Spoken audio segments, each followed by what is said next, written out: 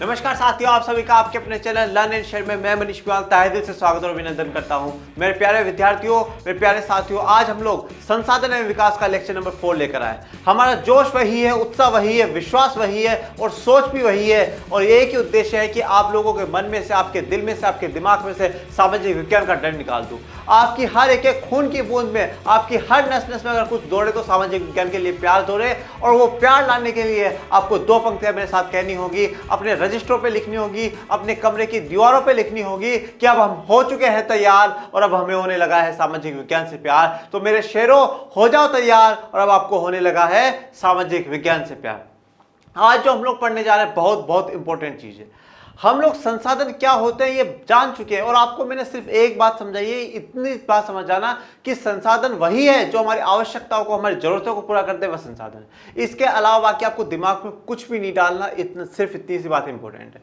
हम संसाधन जान चुके हैं, संसाधनों का विकास, उसका संसाधन नियोजन, रिसोर्स प्लानिंग भी हम जान चुके हैं।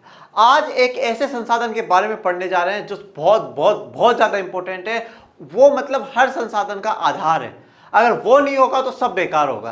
तो इसलिए आज उसी संसाधन के बारे में हम लोग जानने जा रहे हैं। यह हमारा लेक्चर नंबर 4 है, संसाधन एवं विकास, कक्षा 10 अध्याय 1। और वह संसाधन है आपकी मोबाइल स्क्रीन पे भू संसाधन। किसके बारे में पढ़ने जा रहे हैं? भू संसाधन के, लैंड रिसोर्स, जो हमारी जमीन है उसके बारे में। क्योंकि हमने बार बार में कहा है प्रकृति हमारी माँ है, प्रकृति हमारी माँ है, प्रकृति हमें बहुत कुछ देती है, बहुत कुछ देती है, पर ये मिलता कहाँ पे रे भाई? मुझे कोई फल खाना है तो वो प्रकृति ने दिया। तो प्रकृति क्या है? जो पेड़ उगा था जमीन में से, कहां में से? फिर से वापस बोलना, जमीन पर से, पृथ्वी में, भूमि पर जो पेड़ उगा उससे मुझे फल मिला, उससे मुझे सब्जी मिली, उससे मुझे और कुछ मिला। तो जो मेरा संसाधन का जो आधार है वो मैंने कहा प्रकृति। और प्रकृति में क्या चीज, जो भी उत्पादन हो रहा है, जो भी ग्रो हो रहा है, वो कहां पर हो रहा है? भूमि पर हो रहा है। तो हर संसाधन का अगर कुछ भी आधार है तो वो भूमि है। आपको खनिज मिलेंगे, भूमि में मिलेंगे। आपको पेट्रोल मिलता है, भूमि में मिलता है। ठीक है, आपको हर चीज क्या है? भूमि पर ही मिल रही है। और हम भी क्या है? भूमि पर ही रहते हैं, इसी जमीन पर रहते हैं। तो भू संसाधन क्या है? सबसे महत्वपूर्ण संसाधन है हमारे सभी संसाधनों में से। भूमि है एक बहुत महत्वपूर्ण प्राकृतिक संसाधन है। प्राकृतिक है, नेचुरली मिला हुआ, भाई हम लोगों ने इसे डेवलप नहीं करा, ये पहले से बना। और हम लोग जानते हैं कि जितनी भी हमारी पृथ्वी है उसका 71% हिस्से में पानी और 29% हिस्से में भूमि है, जमीन है। प्राकृतिक वनस्पति, वन्य जीवन, मानव जीवन, आर्थिक क्रियाएं, परिवहन तथा संचार व्यवस्था भूमि पर ही आधारित है। मतलब जो सब कुछ, जो कुछ भी हो रहा है वो कहां पर हो रहा है? सिर्फ और सिर्फ भूमि पर हो रहा है। प्राकृतिक वनस्पति, भाई कोई भी पेड़ पौधा, कोई भी फूल, कोई भी सब्जी, फल फ्रूट, किसी का पेड़ है वो कहां पर उग रहा है? वो भूमि पर उग रहा है। कहां ग्रो कर रहे हैं? भूमि पर ग्रो कर रहे हैं। वन्य जीवन, जंगलों में रहने वाले जो जीवन है, जानवर है, पक्षी है, ये सब कहां रह रहे हैं? भूमि पर रह रहे हैं। पक्षी उड़ान भरता है, आसमान में उड़ता है, पर आके तो वो कहां? भूमि पर ही बैठता है, जमीन पर ही बैठता है। जिस डाल पर आके बैठता है, जिस पेड़ की डाल पर आकर वो बैठता है, उस पेड़ की जड़ें तो भूमि से जुड़ी हुई है ना। तो भूमि क्या है? हमारा आधार है। मानव जीवन, हम तो भाई बिल्कुल भूमि पर है, पर कुछ लोग क्या होता है आसमान में उड़ने लग जाते हैं पर फिर बहुत जोर से नीचे गिरते हैं। तो मतलब आना तो सबको क्या है? भूमि पर ही है। आर्थिक क्रिया, आज मैं आर्थिक क्रिया कर रहा हूं, मैं पढ़ाने का जो काम कर रहा हूं, इससे क्या होगा? मुझे कुछ पैसा मिलेगा। ठीक है, तो ये जो आर्थिक क्रिया मैं कर रहा हूं तो कहां कर रहा हूं? भूमि पर ही तो कर रहा हूं। आकाश में उड़कर तो मैं कर नहीं रहा हूं, तो क्या है? आर्थिक क्रिया ही हो रही। परिवहन, ठीक है, तो परिवहन, भाई मैं घर से यहां तक आया, किस पर आया? मोटरसाइकिल पे आया। तो मोटरसाइकिल क्या है? एक ट्रांसपोर्टेशन है। ठीक है, एक जगह से दूसरी जगह आने जाने का साधन है मेरे लिए। तो कहां पर? हवा में उड़ाते हुए थोड़ा लाया हूं मैं, जमीन पर लेकर आया हूं। तथा संचार व्यवस्था है, तो हम लोग जो बातचीत करते हैं, कम्युनिकेशन करते हैं, वो भी पृथ्वी पर रहकर ही करते हैं। ये सब कहां आधार हो रहा है? भूमि पर ही हो रहा है, हमारी जमीन पर हो रहा है, धरती माता पर ही ये सब कुछ हो रहा है। भूमि एक सीमित संसाधन है, पर सबसे बड़ी दिक्कत क्या है? जो हमारे इतनी काम आ रही है, जो हमारे हर प्रकार के जीवन को अपने लिए जगह दे रही है, वो संसाधन हमारे पास सीमित है, लिमिटेड है। भाई हर इंसान के पास जो भूमि है लिमिटेड है। और भाई पूरी पृथ्वी में 29% भूमि है पूरी पृथ्वी की। ठीक है, तो हमारे पास भूमि क्या है? सीमित संसाधन है, पर हमारा उद्देश्य है वो क्या है? अनेकों है। वो देखो कैसे। इसलिए उपलब्ध भूमि का विभिन्न उद्देश्यों के लिए उपयोग सावधानी और योजनाबद्ध तरीके से होना चाहिए। अब हमारा उद्देश्य क्या है? बहुत ज्यादा है। मतलब इसी भूमि पर हमें क्या करना है? पेड़ भी उगाने, इसी भूमि पर हमें घर भी बनाना है, इसी भूमि पे अस्पताल भी बनाना है, इसी भूमि पे स्कूल भी बनाना है, इसी भूमि पे बच्चों के लिए खेलने के लिए ग्राउंड भी बनाना है, उसी भूमि पे लोगों को रोजगार देने के लिए फैक्ट्रियां भी बनानी। मतलब कितने उद्देश्य हमारे, हमें कितने काम करने हैं, पर भूमि हमारे पास क्या है, सीमित है, लिमिटेड है।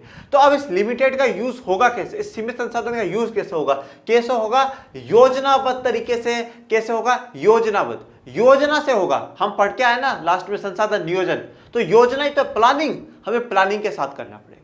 ठीक है, हमें देखना पड़ेगा अस्पताल ज्यादा कीमती है, स्कूल ज्यादा कीमती है, या फैक्ट्री ज्यादा कीमती है, किसको पहले प्राथमिकता दें, पहले क्या बनाया जाए। ठीक है, और अगर वहां से हम किसी चीज को हटा रहे हैं, जंगल को हटा रहे हैं, तो वो जंगल और कहां पे लगाया जा सकता है। तो मतलब हम लोगों को क्या है, एक योजना के साथ, एक प्लानिंग के साथ क्या है, काम करना बहुत जरूरी है। तभी सीमित संसाधन का सही प्रकार से, सही तरीके से हम लोग इस्तेमाल कर पाएंगे। भारत में भूमि पर विभिन्न प्रकार की भू आकृतियां, भू आकृतियां मतलब लैंड शेप्स, अलग अलग शेप पाए जाएंगे आपको, जैसे कि पर्वत, पठार, मैदान और द्वीप पाए जाते हैं। पर्वत और पठार में क्या अंतर होता है, पर्वत की जो ऊंचाई होती है वो थोड़ी सी क्या होती है, ज्यादा होती है, और पर्वत का जो ऊपरी वाला हिस्सा है वो नुकीला होता है। ठीक है, जिसे हम लोग चोटी कहते हैं, फाइनल हाईएस्ट जो है वो है, तो वो क्या है, नुकीला हिस्सा होता है। पठार क्या होता है, पठार ऐसे भी हो सकते हैं, और पठार क्या है, पर्वत की तुलना में, पर्वत के कंपैरिजन में क्या होते हैं, थोड़ी छोटी होती है उनकी हाइट और कम होते हैं, और पर्वत की हाइट क्या होती है, ज्यादा होती है। मैदान समतल जगह, बिल्कुल समतल जगह, ना ऊंचा नीचा नहीं है, बिल्कुल समतल जगह, वो मैदान। द्वीप क्या होता है, द्वीप जो चारों तरफ से पानी से घिरा हुआ है, जैसे अंडमान निकोबार द्वीप समूह, लक्षद्वीप द्वीप समूह, तो ये क्या है, द्वीप है। एक होता है प्रायद्वीप, प्रायद्वीप क्या होता है, जो 3 तरफ से पानी से घिरा हुआ, तो जैसे जो हमारा गुजरात से लेकर के वेस्ट बंगाल तक का एरिया है। देखिए मैं आपको समझाता हूं, आप कभी मैप देखेगा तो जैसे यहाँ पे मान लीजिए, यहाँ पे गुजरात है, ठीक है, और यहाँ पे वेस्ट बंगाल है, क्या है, पश्चिम बंगाल है, तो यहाँ से क्या है, पानी है, सारी जगह क्या पे है, पानी पानी है। ठीक है, इधर अरब सागर है और इधर बंगाल की खाड़ी है, तो यहाँ पे क्या है, पानी पानी। तो यहाँ से एक साइड, 2 साइड और 3 साइड, तीनों तरफ से क्या है, पानी से घिरा हुआ है। ऊपर तो क्या है, जमीन है, मध्य प्रदेश, राजस्थान, जम्मू कश्मीर, सब ऊपर तो जमीन है, पर 3 साइड से पानी से घिरा हुआ है, तो ये क्या है, ये प्रायद्वीप है। और द्वीप क्या है, अंडमान निकोबार द्वीप समूह है, लक्षद्वीप द्वीप समूह है। हमने श्रीलंका के बारे में पढ़ा था, श्रीलंका एक द्वीपीय समूह है, द्वीपीय देश है, वो चारों तरफ से पानी से घिरा हुआ है। तो अलग अलग प्रकार की क्या है, भू आकृतियां, जमीन पे अलग अलग प्रकार के शेप हम लोगों को देखने को मिलते हैं। अब सबसे पहले हम लोग किसके बारे में पढ़ेंगे, मैदान के बारे में। तो 43% भू क्षेत्र, जितना भी हमारे पास भूमि है उसका 43% क्या है, मैदान है। अब इन मैदानों में क्या कर सकते हैं, हम कृषि कर सकते हैं और उद्योग कर सकते हैं, के विकास के लिए सुविधाजनक है। कृषि भाई, हम लोग कोई खेती बाड़ी करेंगे, हम पहाड़ों पे नहीं करते, हमें एक समतल जमीन चाहिए, बराबर की लैंड मास चाहिए, जहां पे हम लोग क्या खेती बाड़ी कर सके, वो उपजाऊ होनी चाहिए। ठीक है, और उद्योग, अब फैक्ट्री लगाने के लिए हम पहाड़ों पे फैक्ट्री नहीं लगाएंगे, हमें बिल्कुल समतल जमीन चाहिए जहां पे हम लोग आराम से क्या फैक्ट्री लगा सके और उद्योग कर सके। फिर है पर्वत। अभी पर्वत किस काम के आ रहे हैं, 30% भू क्षेत्र किसका है, पर्वत का, मतलब सबसे ज्यादा क्या है, मैदान है, उसके बाद क्या है, पर्वत है। 12 नदियों के प्रवाह के लिए, 12 मतलब 12 महीने, मासी मतलब महीने, और 12 महीनों के प्रवाह मतलब कंटिन्यूसली 12 महीने जो बहने वाली नदियां है उनके लिए। तो पर्वतों से तो शुरुआत होती है नदियों की, तो पर्वतों से शुरुआत होती है, बहती बहती, और फिर ये कहां पर आ जाती है, मैदानों में आ जाती है।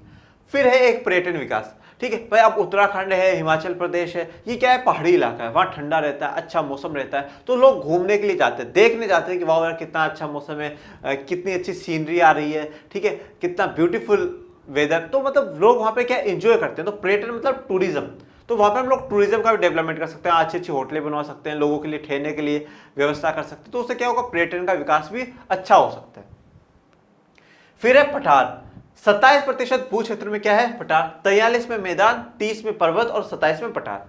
इस क्षेत्र में खनिजों, जीवाश्म ईंधन और वनों का अपार संचय कोष है। अब इसमें क्या है, खनिज आपको बहुत मिलेंगे, जीवाश्म ईंधन, ठीक है, आपको कोल, पेट्रोल, ये बहुत कुछ मिलेगा, कोयला जिसे हम लोग कहते हैं, इंग्लिश में उसे कोल कहा जाता है, ठीक है, पेट्रोल, ये चीज आपको बहुत देखने को मिलेगी। जो पठार होते हैं वो पठारों पे क्या है कि आपको ज्यादा से ज्यादा क्या देखने को मिलेंगे, जंगल होंगे, पेड़ पौधे होंगे, तो ऐसी व्यवस्था क्या होगी, इस प्रकार से होगी। मैदान में आप कृषि और उद्योग कर पाएंगे, पर्वत जो है 12 नदियों के लिए, पर्यटन विकास के लिए, और यहाँ पे आपको खनिज, जीवाश्म ईंधन, ये सब आपको देखने को मिले। अब आ जाओ इस चित्र से हम लोग समझने की कोशिश करते हैं। तो ये जो 43% आपको देखने को मिल रहा है, ये वाला, ये आपकी एनसीईआरटी का ही है, ये जो 43% है, इस 43% में क्या है, ये 43% है हमारा मैदान का, 43% है मैदान। उसके बाद ये जो 30% है यह है पर्वत, और ये 27% है, ये है पठार। ठीक है, तो इस प्रकार से जो हमारे पास भूमि है उसका वर्गीकरण हो रखा है, उसे बांट रखा है कि वह 43% में मैदान, 30% पर्वत और 27% में पठार। अब उसके बाद आ जाता है जो हमारे पास भूमि है उसका उपयोग कैसे करना, उसको यूज कैसे करना है। भू संसाधनों का उपयोग निम्नलिखित उद्देश्यों से किया जाता है। यह हमारे अलग अलग उद्देश्य, मैंने आपको बताया ना, हमें स्कूल बनानी है, हॉस्पिटल बनानी है, जंगल भी बनाना है, ठीक है, पेड़ पौधे भी उगाने, सारे काम करने, तो हमारे अलग अलग उद्देश्य उनके लिए किया जाता है। सबसे पहला वन, जंगल हमारे लिए क्या है, बहुत महत्वपूर्ण काम है। ठीक है, क्योंकि जंगल होते हैं ना, तो देखो जंगल क्या करते हैं, कार्बन डाइऑक्साइड को अपने आप में लेते हैं, वो कार्बन डाइऑक्साइड लेते हैं और हमें ऑक्सीजन देते हैं। तो उससे क्या होगा, एक तो ऑक्सीजन की मात्रा कम नहीं होगी, तो लोगों में क्या है, सांस अच्छे से चलती रहेगी। और जो कार्बन डाइऑक्साइड हम लोग रिलीज कर रहे हैं, ठीक है, तो उससे क्या होगा, अगर वो पेड़ों में, वो जंगलों अपने आप में ले लेते हैं, तो उससे क्या होगा, भूमंडलीय तापन जैसी समस्या हम लोगों के सामने उत्पन्न नहीं होगी।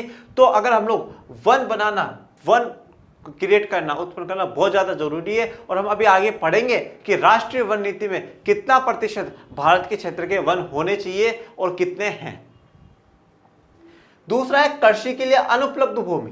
क्या बोला है, कृषि के लिए अनुपलब्ध भूमि, ऐसी भूमि जो कृषि नहीं हो सकती, वहां पे कृषि का काम नहीं हो सकता, खेती बाड़ी नहीं हो सकती, एग्रीकल्चर वहां पे नहीं हो सकता। जैसे कि पहला, बंजर तथा कृषि अयोग्य भूमि, मतलब वो भूमि कैसी बंजर है, वहां पर आप कुछ भी उगाओ उगेगा ही, फिर वो लगाया फिर कुछ नहीं हुआ, तो वो बंजर है, कृषि के लिए अयोग्य है। क्या है, अयोग्य है, वहां पर योग्यता नहीं उसमें कि कृषि हो जाए, वहां पर खेती बाड़ी हो जाए। गैर कृषि परियोजना में लगाई गई भूमि, जैसे इमारतें, सड़क, उद्योग इत्यादि। अब जो कृषि के काम नहीं आ रही है, जो खेतीबाड़ी के काम नहीं आ रही, वहां पर कुछ लगाया तो उगता नहीं है, तो क्या करो, वहां पर इमारत बना दो, वहां पर उद्योग बना दो, वहां पर स्कूल बना दो, हॉस्पिटल बना दो, लोगों के लिए निवास स्थान बना दो कि रहो यहां से आज से, तो सड़कें बना दिया, रेलवे लाइनें डाल देंगे। तो बहुत से काम क्या है, जहां पे कृषि नहीं हो पा रही है, वहां पे क्या कर सकती है सरकार, ये सारी गैर कृषि परियोजनाएं चला सकती है। फिर है पड़ती भूमि। पड़ती भूमि का मतलब होता है बंजर भूमि। पड़ती भूमि के अतिरिक्त अन्य कृषि योग्य भूमि। अभी हमने क्या पढ़ा, बंजर भूमि जो क्या है, कृषि के लिए उपलब्ध नहीं। अब इन्होंने बोले, क्या बोला, पड़ती भूमि मतलब बंजर भूमि के अतिरिक्त, बंजर भूमि के अलावा भी कोई ऐसी भूमि है जो क्या है, अयोग्य है, जहां पे क्या है, कृषि नहीं हो सकती, खेतीबाड़ी नहीं हो सकती। स्थायी चरागाहें तथा अन्य गोचर भूमि। चरागाहें और गोचर भूमि क्या होता है, जहां पर हम जानवरों को चराने के लिए ले जाते हैं। अब जानवर क्या खाता है, घास फूस खाता है, तो अब उसके लिए बड़े बड़े पेड़ पौधे लगाने से क्या मतलब है। ठीक है, अब आज भाई आपने बहुत बड़ा पेड़ लगा दिया, अब बकरी क्या, बकरी वहां ये देखती रहेगी मैं ऊपर जाके खा के आऊंगा या नहीं खा के आऊँ, नहीं जाएगी ना वहां, तो उसको चराने के लिए तो क्या समतल जमीन पे उसको घास फूस चाहिए। तो अब जहां पर क्या है, चरागाहें हैं या गोचर भूमि है, वहां पर भी आप लोग क्या कृषि नहीं कर सकते हो। क्यों, क्योंकि हमारे लिए जानवर भी बहुत महत्वपूर्ण है, क्योंकि हमें वहां से दूध, घी, बटर, बहुत कुछ चीजें मिलती हैं जो हमारे लिए महत्वपूर्ण होती है, और उनका जीवन बचाना और उनसे हमें उत्पादन करवाना भी हमारे लिए बहुत जरूरी है, इसलिए उन्हें खिलाना तो जरूरी है। विविध वृक्षों मतलब अलग अलग प्रकार के वृक्ष, वृक्ष फसलों, उनकी जो फसलें हैं वो, तथा उपवनों के अधीन भूमि।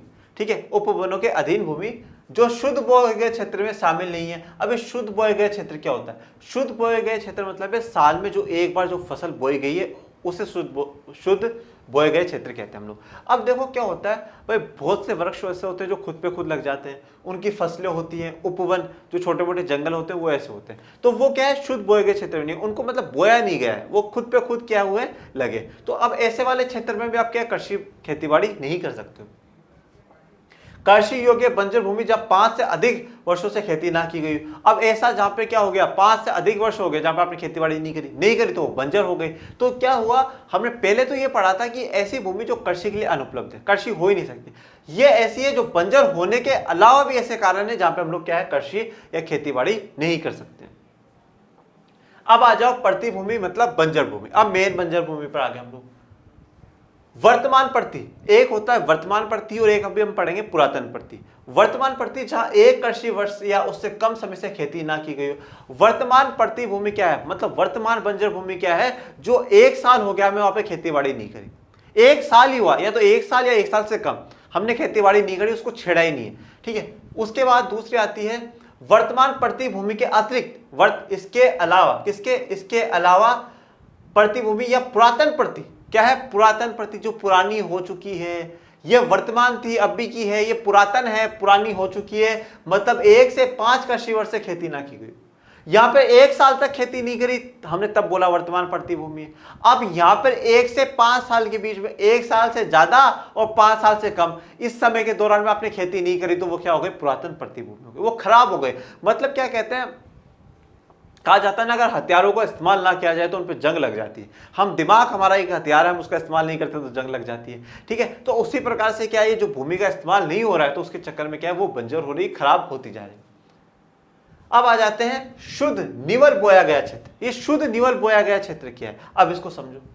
एक कृषि वर्ष में एक बार से अधिक बोए गए क्षेत्र को शुद्ध निवल बोए गए क्षेत्र में जोड़ दिया जाए तो सकल कर्षित क्षेत्र कहलाता है। सकल कर्षित क्षेत्र कहलाता है। पर सर पहले हमें शुद्ध निवल बोया गया क्षेत्र बताओ। शुद्ध बोया गया क्षेत्र क्या है? जो साल में एक बार जो फसल बो जा रही है उसे शुद्ध बोया गया क्षेत्र कहते हैं। तो शुद्ध बोया गया क्षेत्र क्या है? एक बार जो फसल बोई गई उसे, इसे इंग्लिश में कहा जाता है नेट सोन एरिया। जो एक बार हमने ग्रो करा है वो है। अगर इस एक बार में जो ग्रो करा है उसमें अगर एक से ज्यादा किसी बार फसल को ग्रो करा है वो जोड़ दी जाए। देखो इसने क्या बोला, एक कृषि वर्ष में एक बार से अधिक बोए गए क्षेत्र, एक बार से अधिक बोए गए क्षेत्र। एक बार जो बोया था उसे तो शुद्ध निवल बोया गया क्षेत्र बोला, और एक बार से अधिक क्षेत्र, एक बार से अधिक किसी फसल को अगर हमने ग्रो करा है उसको अगर इसमें जोड़ दिया जाए, अगर इसमें जोड़ दिया जाए मतलब नेट सोन एरिया में उसे जोड़ दिया जाए तो वो क्या कहलाएगी? सकल कृषित क्षेत्र कहलाएगी। क्या कहलाएगी? सकल कृषित क्षेत्र कहलाएगी, जिसे ग्रोस क्रॉप्ड एरिया कहते हैं। क्या कहते हैं? ग्रोस क्रॉप्ड एरिया कहते हैं। मतलब ये तो है कि वह साल में जो भी फसल एक बार लगाई गई वो, अगर अब इसमें एक बार के अलावा 2 बार 3 बार और फसल लगाई गई है वो जोड़ दी जाए तो टोटल आ जाएगा आपका ग्रोस क्रॉप्ड एरिया। क्या जाएगा? Gross cropped area. इसका और अच्छे से उदाहरण मैं आपको आम जिंदगी से देता हूं। जैसे मान लो जैसे आपके फादर है, आपके फादर कहीं सर्विस करते हैं, इनकम करते हैं, उनको पैसा मिलता है। अब क्या होता है, जो उनकी इनकम है, ठीक है, उनकी इनकम उनको मिल रही है 80,000। आप पापा घर पे आए, पापा से पूछा पापा आपको कितने पैसे मिले आज? तो पापा ने बोला बेटा 80,000 रुपये मिले। 80,000 मिले? अच्छा, ये 80,000 क्या है? नेट है, जो आपके हाथ में आ गई इनकम। अगर इसी इनकम में अब पापा का टैक्स भी कटा होगा, ठीक है, पापा ने टैक्स भी भरा होगा सरकार को, मान लो 5,000 टैक्स भरा है। क्या भरा है? 5,000 टैक्स भरा है। इसके अलावा 5,000 सरकार ने अभी रख लिए कि भाई आगे कभी आपको जरूरत पड़े तो आप इस्तेमाल कर लेना, ठीक है। इसके अलावा क्या करा? 2,000 की पापा ने LIC करवा दी, ठीक है, ऐसे करके और काम करवा लिया। ये सारा जो पैसा मिला के टोटल हम मान लेते हैं 92,000 हुआ। कितना हुआ? 92,000 हुआ। ये जो हमें हाथ में आई ये नेट थी, इसमें जब ये जोड़ दिया तो ये क्या बन गई? ग्रोस बन गई। तो क्या बन गई? ग्रोस बन गई, ठीक है, सकल बन गई। अब ऐसा ही है क्या, जो एक बार हमने एक फसल उगाई वो नेट थी, ठीक है, वो क्या थी? शुद्ध बोया गया क्षेत्र था। इसमें एक से ज्यादा बार कोई फसल को बोया तो वो क्या हो गया? सकल कृषित क्षेत्र हो गया, ग्रोस क्रॉप्ड एरिया हो गया। जैसे यहाँ पे जो हाथ में आया वो नेट था, और उसके अलावा कमाया ये भी पापा नहीं कमाया, बट क्या हुआ? ये सरकार ने रोक लिया है, टैक्स दिया है सरकार को, ये सारी चीजें पापा की इनकम थी, पर ये सब मिला के क्या हुआ? ग्रोस हुआ। तो क्या है, शुद्ध बोया गया क्षेत्र में और सकल कृषि क्षेत्र में आपको डिफरेंस क्लियर हो जाना चाहिए। यह आपका NCERT का ही चित्र है। इसमें बताया गया है कि 1960-1961 से लेकर आज 2014-2015, अभी तो हम 2021 में खड़े, पर 1960 और 1961 में किस प्रकार से भूमि का इस्तेमाल हो रहा था, भूमि का उपयोग हो रहा था, और आज 2014 और 15 में किस प्रकार से भूमि का इस्तेमाल हो रहा है, वो हम लोगों को देखना है। तो मैं आपको जल्दी से समझा देता हूं। वन, ठीक है, जंगल पहले कितने थे? 18.11% थे। कब? 1960-1961 में। फिर ये बढ़ गए, कितने हो गए? 23.3% हो गए। मतलब लगभग 5% की बढ़ोतरी हुई। उसके बाद दूसरा है बंजर तथा कृषि अयोग्य भूमि। ऐसी भूमि जो बंजर है उस पर हम कृषि नहीं कर सकते, वो पहले 18.11% थी, फिर बाद में कितनी हो गई? 5.5% हो गई। मतलब उस बंजर भूमि को क्या करा गया है? अच्छा बनाया गया, उपजाऊ बनाया गया, उसमें सुधार करे गए और उसमें कृषि करना शुरू किया गया। तो 1960 से 2014 के बीच में आप डिफरेंस देखना, कहां पर भूमि का क्षेत्र घटा है और कहां पर बढ़ा है। गैर कृषि परियोजनाओं के अंतर्गत क्षेत्र, अब ऐसे क्षेत्र जहां पर इमारतें बना ली जा रही है, ठीक है, सड़कें बनाई जा रही है, तो पहले 4.95% क्षेत्र पे ऐसा काम किया जा रहा था। अब 8.7% पे क्या जा रहा है, मतलब क्या हो गया, लगभग लगभग 3% बढ़ गई, जहां पे इमारतें और अस्पताल सड़कें हम लोग बना रहे हैं।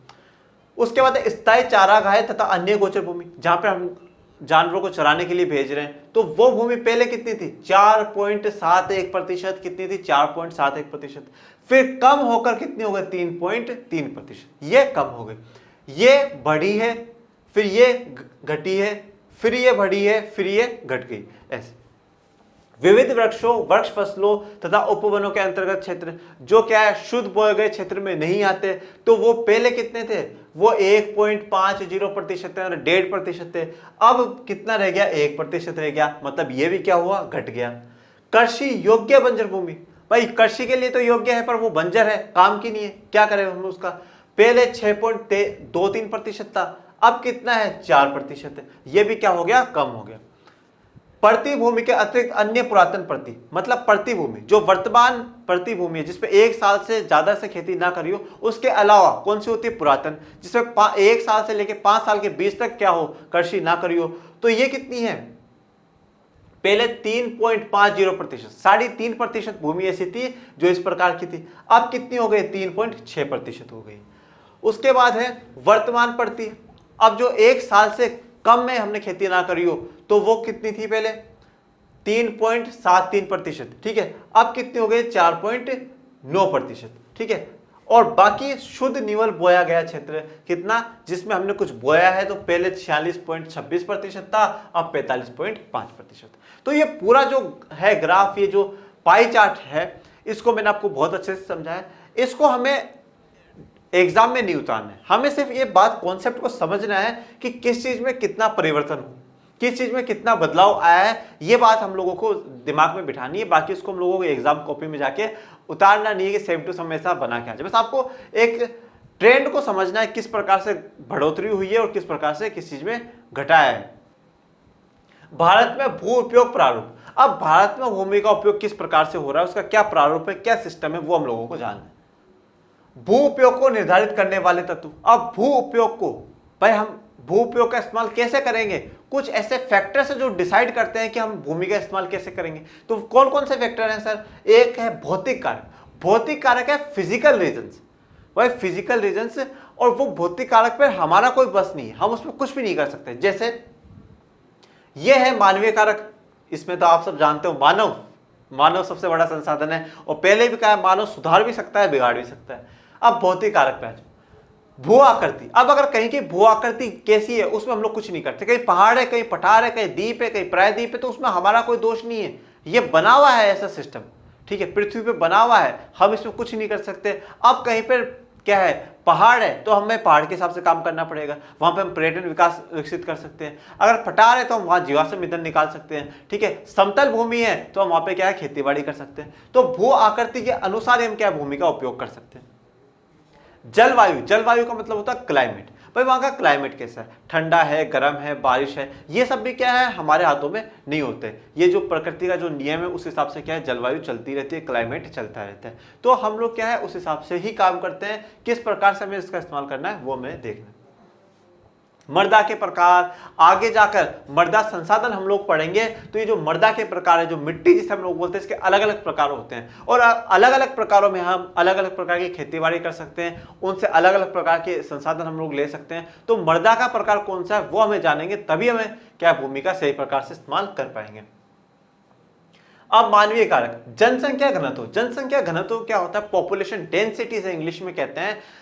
पॉपुलेशन डेंसिटी का मतलब है कि 1 किलोमीटर स्क्वायर में, 1 किलोमीटर स्क्वायर में कितने लोग रहते हैं, 1 किलोमीटर स्क्वायर में कितने लोग रहते हैं, 100 लोग रहते हैं, 500 लोग रहते हैं, 1000 लोग रहते हैं। अब मान लो बहुत ज्यादा कंजेस्टेड एरिया, बहुत ज्यादा भीड़ भाड़ वाला इलाका है, तो आप वहां पे बिजली का पावर हाउस नहीं खड़ा कर दोगे वहां पे बिजली का पावर हाउस खड़ा कर दो, कभी छोटा सा भी शॉर्ट सर्किट हो गया तो पूरी पब्लिक में तबाही मच जाएगी। हम ऐसा काम वहां पे नहीं कर सकते। तो जनसंख्या घनत्व के अनुसार भी क्या है, काम करना पड़ता है, उस हिसाब से हम लोगों को भूमि का उपयोग करना पड़ता है। प्रौद्योगिकी क्षमता, सबसे महत्वपूर्ण, ये शब्द बार बार में आ रहा है, प्रौद्योगिकी क्षमता, प्रौद्योगिकी, प्रौद्योगिकी, आप में टेक्नोलॉजी की कैपेसिटी कितनी है। आप में टेक्नोलॉजी कैसी है, आप टेक्नोलॉजी का किस प्रकार से यूज करते हो, वो भी बहुत इंपॉर्टेंट है। और है संस्कृति और परंपरा। ये संस्कृति और परंपरा है क्यों? देखो आज आप झारखंड में नागालैंड की तरफ जाओगे, अब आप देखो वहां का जो जंगल है, अगर उस जंगल में आपको मानते हो कि भाई आप यहाँ पे हॉस्पिटल बना देना चाहिए, पर उन जंगलों में जो रह रहे हैं आदिवासी समुदाय के लोग रह रहे हैं, उनके लिए वो जंगल बहुत महत्वपूर्ण है। उन जंगल से जुड़ी उनकी संस्कृति, उनकी परंपरा है, वो पेड़ों को उनको पूजते हैं, उनको भगवान मानते हैं, उनकी संस्कृति परंपराएं बिल्कुल अलग। तो हम अब उनको निकाल कर वहां पे अस्पताल नहीं बना सकते। हम किसी की संस्कृति की, किसी की परंपराओं को हर्ट नहीं कर सकते। तो संस्कृति और परंपराएं भी क्या है, मानवीय कारक में एक बहुत महत्वपूर्ण है, जो भूमि उपयोग में निर्धारित करता है कि किस प्रकार से भूमि का उपयोग किया जाए या ना किया जाए। भारत का कुल भौगोलिक क्षेत्रफल 32.8 लाख वर्ग किलोमीटर है। कितना है? 32.8 लाख वर्ग किलोमीटर है। भारत दुनिया का 7वां सबसे बड़ा देश है। कितना? 7वां बड़ा देश है क्षेत्रफल के मामले में। और सबसे बड़ा है रूस, जिसे इंग्लिश में रशिया कहा जाता है। और 7वां सबसे बड़ा देश है हमारा भारत। आबादी के हिसाब से, जनसंख्या के हिसाब से पहले नंबर पे चीन और दूसरे नंबर पे भारत, ये हम सभी जानते हैं। परंतु उसके 93% भाग के ही भू उपयोग आंकड़े उपलब्ध है। अब ये जितना भी इसका सिर्फ 93% भाग के बारे में हम लोगों को पता है कि हम उसका किस प्रकार से उपयोग कर रहे हैं, पर 7% का कहां गया सर? तो बेटा 7% क्या है? जैसे कि आप जो पूर्वी इलाका है वहां की कुछ जगह की हमारे पास जानकारी नहीं है, और जो पाकिस्तान ऑक्यूपाइड कश्मीर है पीओके, उसकी हमारे पास जानकारी नहीं। तो ऐसी काफी जगह है जहां की हमारे पास कोई जानकारी नहीं है, पर वो भारत का हिस्सा है। ठीक है, भारत का हिस्सा है। और हमेशा दिमाग में बात याद रखना, कश्मीर से लेकर कन्याकुमारी तक और गुजरात से लेकर अरुणाचल प्रदेश तक भारत एक था, एक है और एक रहेगा। भारत का ही हिस्सा है, पर ठीक है वहां पे हमारे पास उस जगह की जानकारी नहीं है, तो इसलिए हमने उसका क्या है, भूउपयोग अभी तक नहीं करा। हमारे देश में राष्ट्रीय वन नीति 1952 द्वारा निर्धारित वनों के अंतर्गत 33% भौगोलिक क्षेत्र वांछित है। अब राष्ट्रीय वन नीति, नेशनल फॉरेस्ट पॉलिसी 1952, इसके तहत कह रखा है कि देश में कम से कम 33% क्या हो, वन हो।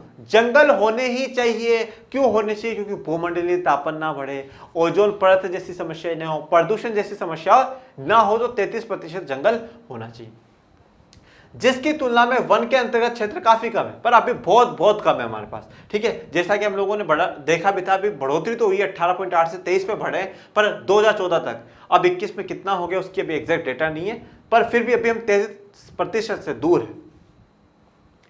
वन नीति द्वारा निर्धारित सीमा पारिस्थितिकी संतुलन बनाए रखने के लिए आवश्यक है। पारिस्थितिकी संतुलन, इकोलॉजिकल बैलेंस बना रहे। ठीक है भाई, हमने कोई प्रदूषण करा तो उसको क्या है, पेड़ पौधे रहेंगे तो वो एब्जॉर्ब कर लेंगे, उसको ले लेंगे, तो उससे क्या होगा, संतुलन बन जाएगा। हम अगर ज्यादा आबादी हो रही है, कार्बन डाइऑक्साइड हम लोग ज्यादा रिलीज कर रहे हैं, तो वो लोग ले लेंगे और ऑक्सीजन दे देंगे, तो कार्बन डाइऑक्साइड क्या है, यहाँ पे पृथ्वी पर क्या हो जाएगा, बराबर हो जाएगी। वो क्या होगा, वायुमंडल में नहीं जाएगी, तो जिससे क्या होगा, जो हमारी भूमि है वो गर्म नहीं होगी, तापन नहीं होगा, भूमंडलीय तापन जैसी समस्या हम लोगों को नहीं देखनी पड़ेगी। भू उपयोग, अब ये जो भूमि है इसके उपयोग में देखो, हमने देखा एक तो बंजर भूमि है, तो अब ये बंजर भूमि है, और दूसरी तरफ क्या है, गैर कृषि परियोजनाओं। अब ये बंजर भूमि कहां कहां मिलती है? देखो, पहाड़ी चट्टानी, वहां बंजर है, वहां आप कुछ नहीं कर सकते। सूखी और मरुस्थलीय भूमि, सूखी बिल्कुल सूखा है वहां पे, मरुस्थलीय डेजर्ट वाला एरिया है, वो शामिल आ जाता है बंजर भूमि में। गैर परियोजनाओं में क्या है, गैर कृषि परियोजनाओं में क्या है, बस्तियां, कहीं पर आपने किसी बस्ती बना दी, ठीक है, लोग वहां रहने लग जाते हैं, बस जाते हैं, सड़कें बना दी, रेल लाइनें बना दी और उद्योग बना दी, तो ये सब क्या है, इस प्रकार से भूमि के उपयोग हम कर सकते हैं। नोट, भूमि संरक्षण और प्रबंधन की अवहेलना के कारण समाज और पर्यावरण पर गंभीर आपदा आ सकती है। मतलब भूमि संरक्षण, भूमि को बचाना, उसे संरक्षण करना। हम आगे जाकर पढ़ेंगे भूमि निम्नीकरण के बारे में, लैंड डिग्रेडेशन के बारे में, उसमें यह बताया जाएगा कि भूमि किस प्रकार से उसकी जो क्वालिटी है वो खराब हो रही है। तो अब क्या है, भूमि का संरक्षण करना है, भूमि को बचाना है, इस पृथ्वी को बचाना है, इस धरती माता को हमें क्या है, बचाकर रखना है, और प्रबंधन, मैनेज करना है। ठीक है, सही से मैनेज करना है। जिस चीज की हमें ज्यादा आवश्यकता है, ज्यादा जरूरत है, उसी के लिए हम लोग क्या है, भूमि का इस्तेमाल करें। देखो, मैं कभी ये नहीं कहता कि आप अस्पताल मत बनाओ, आप फैक्ट्रियां मत बनाओ, उद्योग मत बनाओ, स्कूलें मत बनाओ, बिल्कुल बनाओ, पर आप जिस जगह से जंगल को काट रहे हो ना, उस जंगल को भी कहीं ना कहीं स्थान दो। ठीक है, हमें कभी भी यह बात नहीं भूलनी चाहिए कि प्रकृति से हमें, हमसे प्रकृति।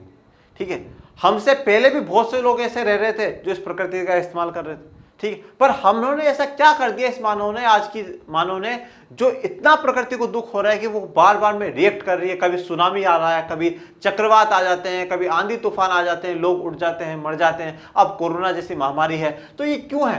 क्योंकि हम लोग हमारे संसाधनों का सही से इस्तेमाल नहीं करें।